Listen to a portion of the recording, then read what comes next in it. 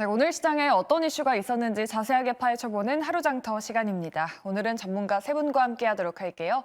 정재훈 대표, 이지은 대표, 그리고 최진욱 팀장 나와주셨습니다. 세 분 안녕하십니까? 안녕하세요. 안녕하세요.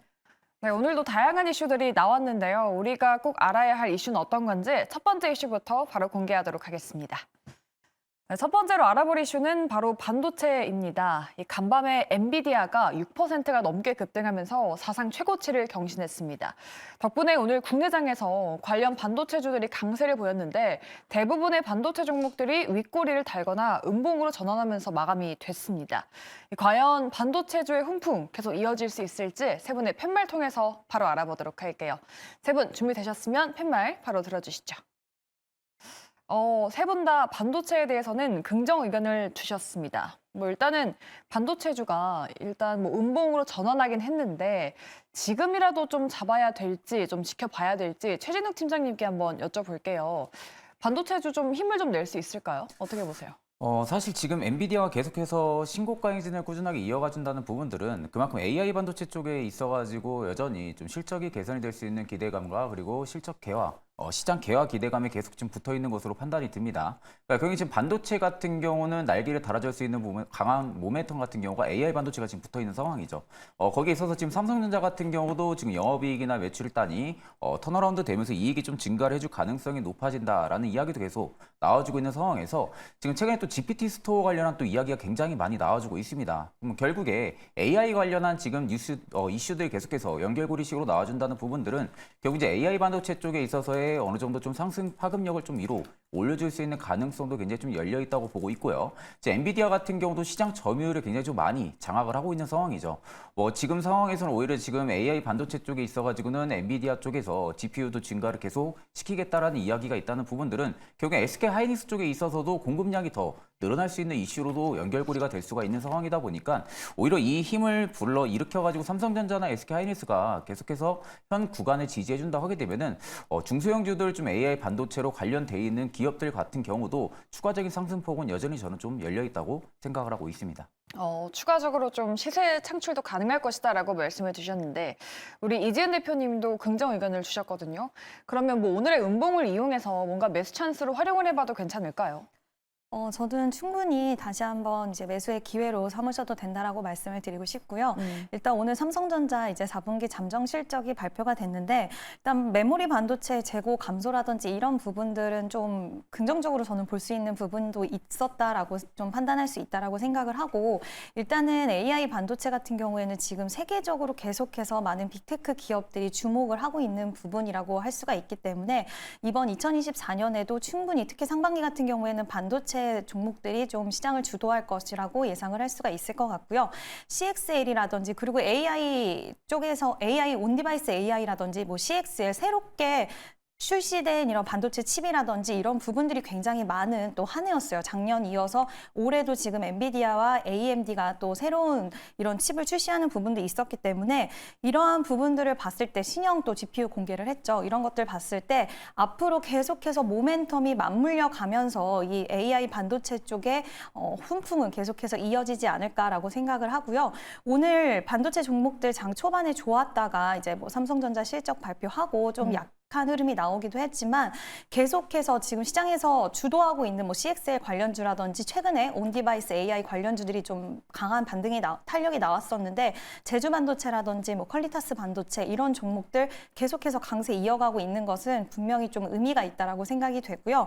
저는 이제 좀 조정이 나온 종목들도 있고 계속해서 탄력 이어가는 종목들도 있는데 조정 나온 종목들 위주로 한번 포트에 담아보시면 좋은 결과 있으실 거라는 의견 드리고 싶습니다.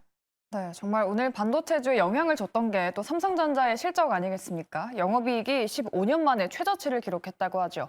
일단은 시장 기대치에 부합하진 못했습니다. 주가도 5거래일 동안 반등하나 싶더니 다시 하락 전환을 했습니다. 그래도 올해에는 본격적으로 실적이 좋아질 거다 하는 기대감이 있는데 정재훈 대표님이 긍정을 주셨으니까 이럴 때 삼성전자나 반도체주를 좀 매수를 들어가 봐야 되는 걸까요? SK 하이닉스나 삼성전자나 실적은 아마 안 좋을 거예요. 안 좋을 부분들은 이제 올해 24년도부터 좀 개선이 될 거다라는 그런 전망들이 있는데 아마 대기업들, 그러니까 큰 종목군들, 시가총액 상위 종목군들 같은 경우는 컨센서스 대비해서 아마 부족하게 나올 가능성이 좀 높아 보입니다. 그만큼 예상 실적에 대한 부분들이 좀 과대 평가가 되어 있다라고 좀 보고 있고요. 삼성전자도 실적이 좀 줄어드는 워닝 쇼크급의 실적이 좀 나왔어요. 일단 엔비디아로 인해서 갭상승 출발을 했지만 하락으로 좀 마무리가 됐죠. 개인적으로 놓고 봤을 때는 74,000원 이하 권역에서는 분할 매수 포인트를 좀 잡아도 될 것 같아요. 근데 이제 기대 수익률적인 측면에서는 만약에 뭐 삼성전자를 다시 매수를 해서 이게 8만 전자를 가고 9만 전자를 간다라는 그런 생각은 당분간 좀 멀리 해야 되지 않을까라고 좀 보여지고요. 반도체 업황은 돌아서는 그런 모습들을 보여주고 있지만 주가도 마찬가지로 이미 좀 반영이 되어 있는 그런 상황들이에요. 그렇기 때문에 지금은 반도체 쪽 섹터에서의 순환매가 좀 나오고 있는 그런 상황들이고 그러다 보니 못 올라가 있는 종목군들 위주로 좀 보는 게 좀 더 좋지 않을까라고 좀 보여지고요. 가동률에 있어서의 증가 부분들을 보게 된다라면 전 장비 쪽보다는 올해는 소재 쪽이 훨씬 더 먹을 폭이 크다라고 좀 개인적으로 좀 보고 있어요. 근데 장비주들 같은 경우를 좀 봐야 되는 필요성이 있는 게 2월 달에 ETF 상품이 다시 이제 상장이 됩니다.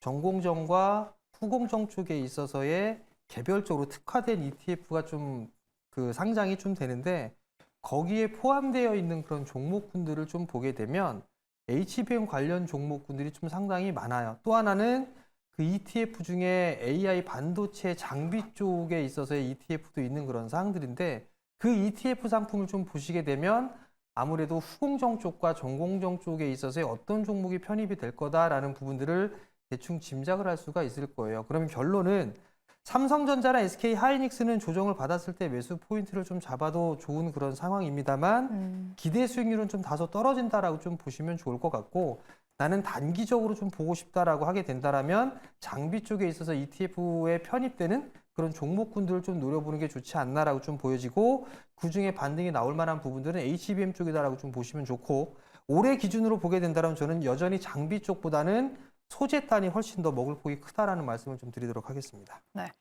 일단 뭐 9만 전자, 10만 전자 정도까지는 이미 좀 주가에 반영이 되어 있는 부분이기 때문에 다른 중소형주, 뭐 소재나 장비 쪽을 보자라고 말씀해 주셨습니다. 반도체 전략 짜봤고요. 저희 두 번째 이슈로 넘어가 보도록 할게요.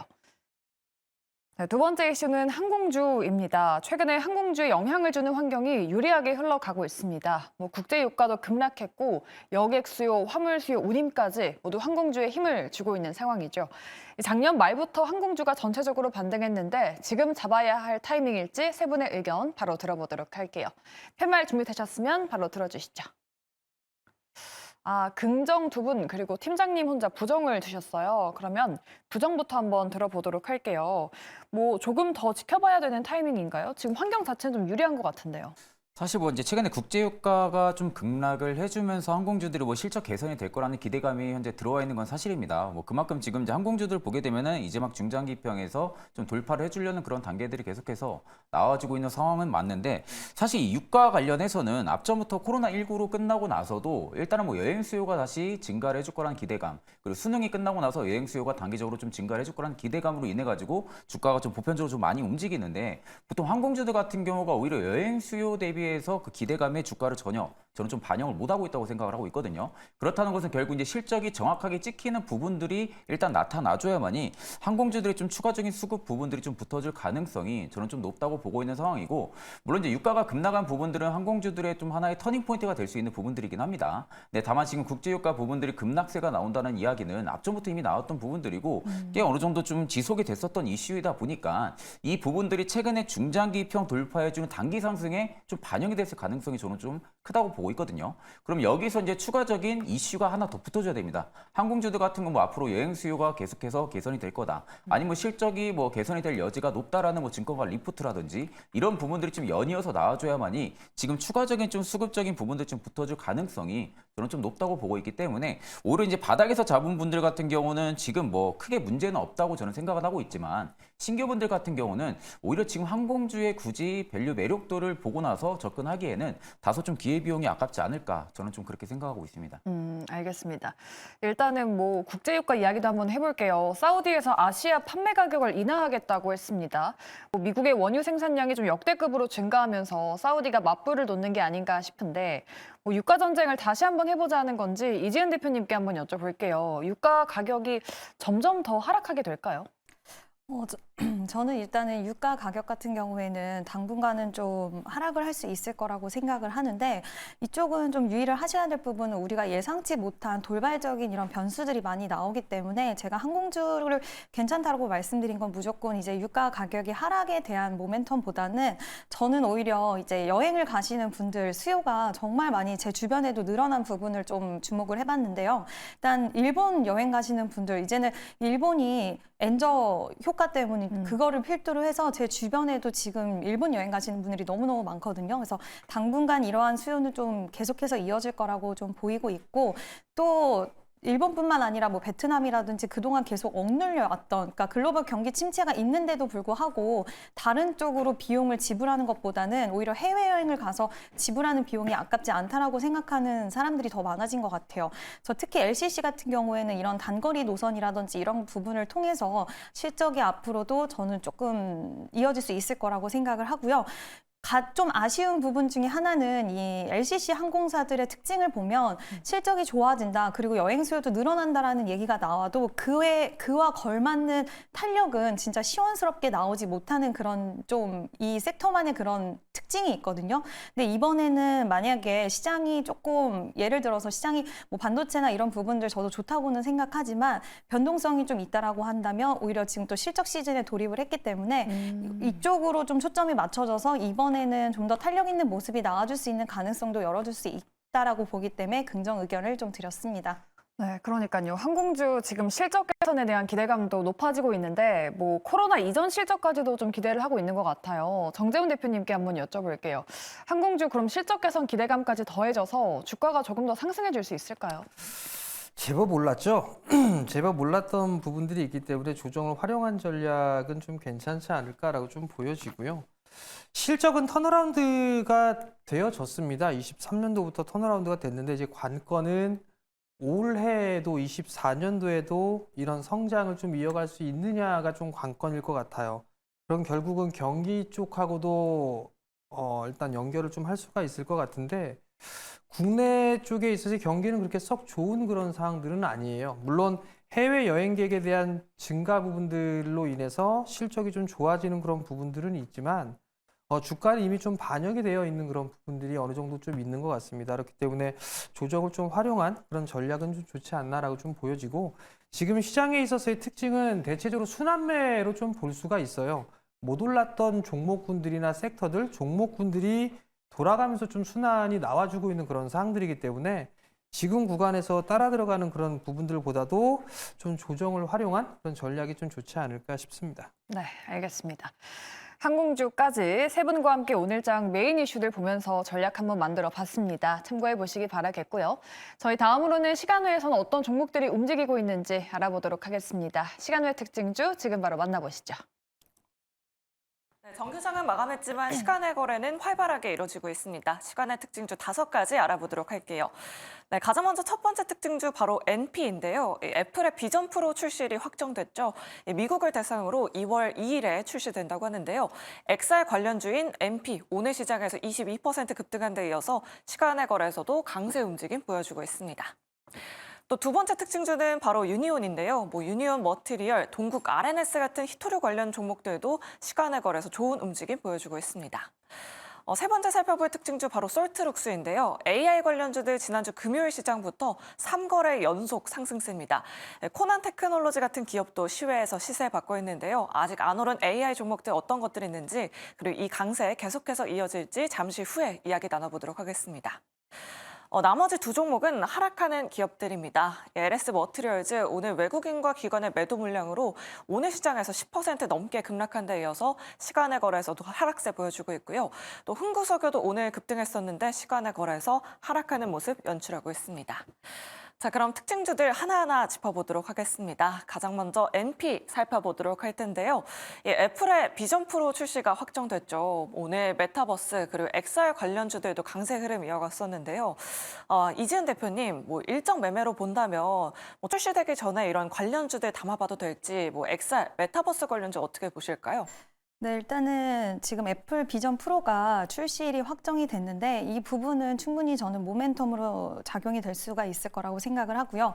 퀄컴에서도 삼성과 구글의 MR 기기용 칩을 또 공개한 부분도 결국에는 경쟁 구도가 있다 보면 주가는 더욱더 불을 지펴줄 수 있기 때문에 이러한 부분들이 당분간은 좀 모멘텀으로 작용할 수 있을 거라고 생각이 되고요. 지금 자이언트 스텝이라던가 지금 시간의 강세를 보이고 있는 MP, 위지, 코스넥이나 맥스트 같은 종목들 보면 거래량이 바닥권에서 정말 굉장히 많이 들어왔습니다. 그래서 이 거래량을 봤을 때는 당분간의 이런 훈풍의 기조는 좀 이어질 수 있을 거라고 보이고요. 비전 프로를 통해서 XR 시장에 대한 개화 기대감이 좀 더 커지지 않았나라는 생각도 들고 지금 콘텐츠 관련 종목들의 강세가 이어지고 있는데 이런 종목들 위주로 좀 단기적으로 대응을 하시면 그래도 탄력했을 때 좀 치고 빠지는 전략, 단기 트레이딩 관점으로는 저는 충분히 좀 매력 있는 재료라고 생각을 하고 있고 지금 XR이라든지 VR 그리고 AI 이런 것들 대부분 이제 앞으로의 이런 성장에 대한 부분들 그리고 신세계잖아요. 그동안 있었던 부분보다는 또 새로운 세상에 대한 이런 부분들이 지금 당분간의 시장 상반기에는 좀 탄력이 나올 거라고 생각이 되고 거래적인 부분만 수급적인 부분으로 봤을 때도 충분히 매력적인 단기적으로는 매력적인 섹터가 아닌가라는 생각 듭니다. 네, 지금 XR 관련주들, 메타버스 관련주들 시간의 거래에서 좋은 움직임 보여주고 있는 만큼 내일 시장에서 주목해 보시면 좋을 것 같습니다. 그러면 솔트룩스 AI 섹터도 한번 짚어보도록 할게요. 간밤에 엔비디아도 신고가를 밟고 AI 열풍이 정말 뜨겁습니다. 국내 증시도 지금 3거래일째 AI 섹터가 강세인데 이 분위기는 언제까지 이어질지 최진욱 본부장님 통해서 한번 들어보도록 할게요. AI 기업을 계속해서 봐야 할지 아니면 온디바이스 AI 관련된 기업을 봐야 할지 반도체 쪽을 봐야 할지 본부장님 어떻게 생각하실까요?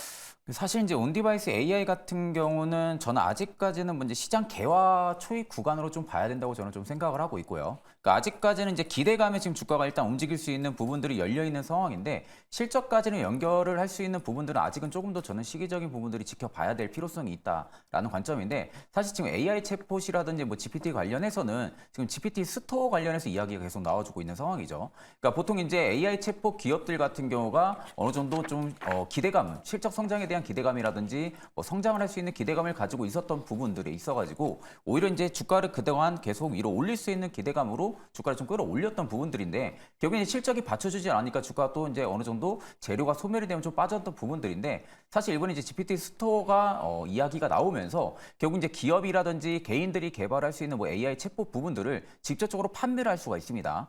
판매를 할 수 있다라는 부분들은 그만큼 지금 AI 기업들한테는 이제는 매출을 찍을 수 있는 기회가 다가왔다는 부분들이거든요. 그 이제 해외 시장까지도 아직 충분하게 공략을 하고 있는 기업들이 없는 상황에서 만약에 이번에 지금 GPT 스토어가 확실하게 시장에서 탄력을 좀 받고 성장성이 부각이 된다고 하게 되면은 해외 공략까지도 나올 수 있는 기업들이 충분히 저는 좀 나와줄 수 있는 가능성이 높다고 보고 있는 상황이다 보니까 오히려 이제는 좀 AI 기업들 같은 경우는 좀 하나의 좀 기대감과 플러스 실적이 이제는 좀 성장할 수 있다라는 그 기대감이 주가에 좀 붙어줄 가능성이 저는 좀 크다고 보고 있는 상황이다 보니까 그 중에서도 이제 솔트루스 같은 경우가 지금 이제 다시 하락으로 지금 전환을 해주고 있는 상황이긴 한데 저는 주가가 지금 밸류 매력도로만 접근했을 때는 충분히 접근할 수 있는 가능한 구간이라고 생각을 하고 있거든요. 그렇기 때문에 지금은 좀 당장 많이 올라 있는 폴라리스 오피스라든지 폴라리스 오피스 같은 경우도 결국 이제 어느 정도 현금성이 굉장히 좀 많은 기업인데 리노스를 인수를 하면서 그에 따른 AI 쪽에 있어서 기대감이 지금 붙어준 상황이거든요. 그러니까 리노스 같은 경우도 파워보이스라는 기업을 인수를 하면서 지금 자회사로 데리고 있는 상황에서 오히려 지금 폴라리스 오피스가 리노스를 인수를 하다 보니까 시장 참여자분들은 생각을 할 때는 폴라리스 오피스가 지금 AI 쪽에서 지금 어느 정도 탄력을 받으려는 기대감이 붙어줄 수 있겠구나라는 부분들로 지금 폴라리스 오피스 같은 경우도 수급이 굉장히 강하게 잡히고 있는 부분들이다 보니까 지금 이제 특정 내가 단기적인 트레이딩 관점으로 따라 붙을 때는 이제 폴라리스 오피스 같이 현재쯤 시장에서 단기적으로 투자자들이 관심을 가질 수 있는 그런 모멘텀을 가지고 있는 종목들을 좀 따라 붙는 게 좋고요. 반대로 나는 좀 AI 가치성을 보고 접근을 하겠다. 라고 하게 되면은 앞전에 좀 말씀드린 대로 솔트룩스 같은 경우는 충분히 접근이 가능한 구간입니다. 그렇기 때문에 오히려 좀 단기적으로 따라붙을 때는 단기적인 모멘텀 붙어 있는 기업들 그리고 좀 중장기 가치성으로 본다고 하게 되면은 저가권에서 현재 좀 바닥을 다지고 있는 솔트룩스 같이 이런 기업들 같은 경우는 충분히 저는 공략이 유효하다라는 관점으로 말씀해드리겠습니다. 네. 솔트룩스 같은 기업은 충분히 다시 한번 재상승 가능하다라고 이렇게 말씀해 주셨습니다. 그럼 마지막으로 정재훈 대표님께도 한번 여쭤보도록 할게요. 뭐 금요일, 월요일 시장에서는 AI 관련주들 워낙 좀 시세가 뜨거웠었는데 그래도 오늘 시장에서는 상승하긴 했지만 조금 쉬어가는 타이밍인 것 같아요. 뭐 2차 상승이 가능할지 아니면 이대로 쭉 밀릴지 대표님 어떻게 보고 계실까요?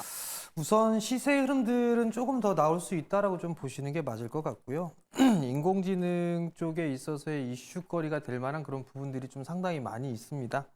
핸드폰도 이제 AI를 장착했다고 하죠. 노트북도 출시가 된다고 하죠. 그러면 결국 인공지능에 대한 부분들의 활용도는 점차적으로 좀 커질 수밖에는 없는 그런 상황들이에요. 최근 들어서 뭐 작년 초에 보게 되면 뭐 챗 GPT라고 해서 거기에 관련돼 있는 그런 종목분들이 상당히 좀 많이 분류가 되어 있는 그런 상황들이고 그런 기업들이 좀 상승을 해주는 그런 모습들이 나왔는데 이 섹터 내에서도 좀 순환매가 나올 수 있는 그런 부분들이 있을 겁니다. 예를 들면 뭐 솔트룩스가 올라갔기 때문에 뭐 코난 테크놀로지는 못 올라가 있는 그런 부분들이 있으니까 뭐 그런 종목군들을 매수를 해본다던가 아니면 뭐 브리지텍이라든가 아니면 뭐 인포뱅크라든가 이런 기업들 같은 경우도 인공지능 좀 관련돼 있는 그런 기업이에요. 근데 그런 기업들은 올라가지를 못했습니다. 그럼 결국은 섹터 내에서 순환매가 좀 나와줄 수도 있는 그런 부분들이기 때문에 그런 종목군들을 한번 노려보셔도 괜찮지 않을까라고 좀 보여지고요.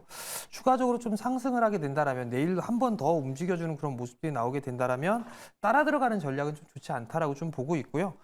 이걸 보느니 차라리 로봇 쪽으로도 순환매가 나올 수가 있을 거거든요. 그렇기 때문에 얘네들이 올라가게 되면 그 다음 순환매는 로봇이 될 거예요. 그렇기 때문에 로봇주들 중에서 못 올라가 있는 그런 종목군들을 봐도 좋지 않을까 그렇게 좀 생각을 하고 있습니다. 네, 정재훈 대표님께서는 AI보다는 오히려 로봇 관련된 섹터를 좀 지켜보는 게 좋을 것 같다라고 이렇게 말씀해 주셨습니다.